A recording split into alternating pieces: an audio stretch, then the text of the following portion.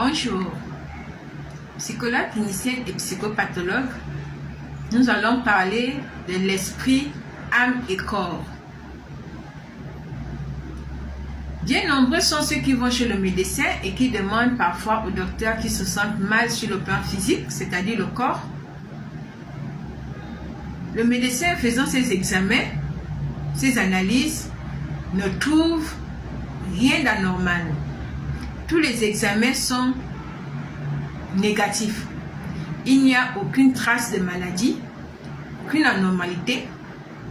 Mais la même personne se dit être malade. Il y a plusieurs formes de maladies. Il n'y a pas que des maladies physiques.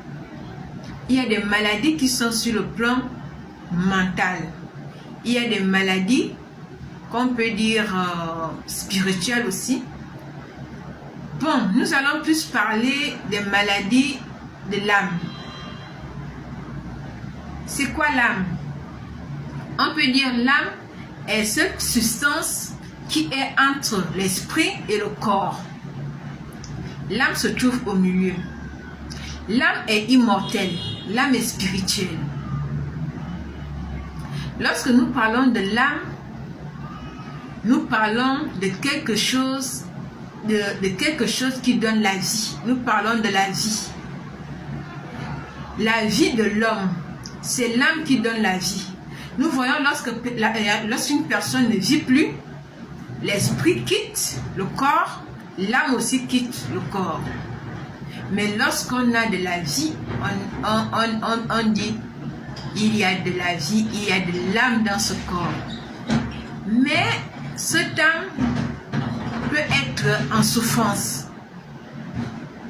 Cette âme peut être en souffrance parce qu'il y a des circonstances qui l'ont amené à se poser des questions. Bien nombreux sont ceux qui disent ça c'est la vie que je mérite. Je mérite une telle vie, je mérite le bonheur, je mérite la paix, je mérite la joie. Nous cherchons tous le bonheur, nous sommes tous à la quête du bonheur. Dès la naissance, un enfant, face à sa mère, ne voit pas la souffrance de sa maman. Mais l'enfant voit seulement le bien-être. L'enfant cherche toujours le bien-être. Et nous avons cette vie en nous, la vie de l'âme.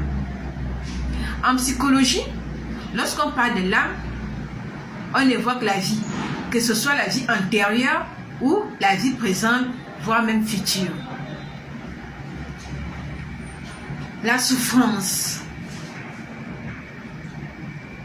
La souffrance est présente. Je vais prendre l'exemple de Jean.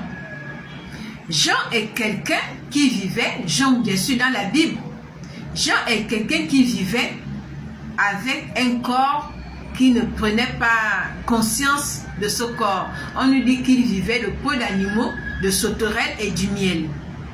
Or, à cette époque, il y avait des riches, il y avait des gens qui vivaient bien, qui avaient une bonne vie.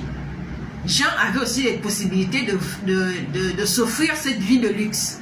Mais il a décidé de vivre humblement, de vivre une vie chaste, on peut dire. Mais il avait une âme et un esprit. Je vais prendre Jésus comme étant la conscience.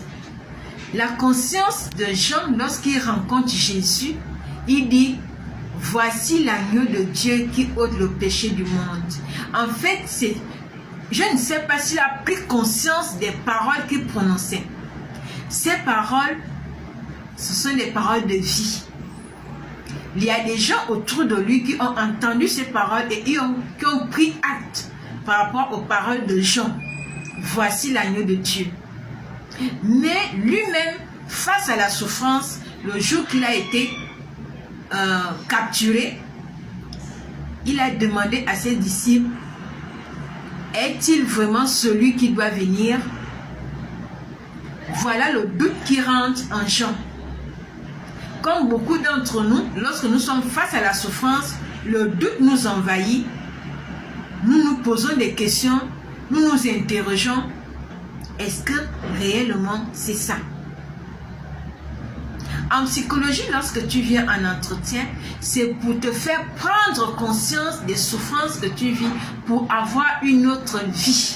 C'est-à-dire faire revivre ton âme qui est en souffrance, ramener ton âme en souffrance à la vie.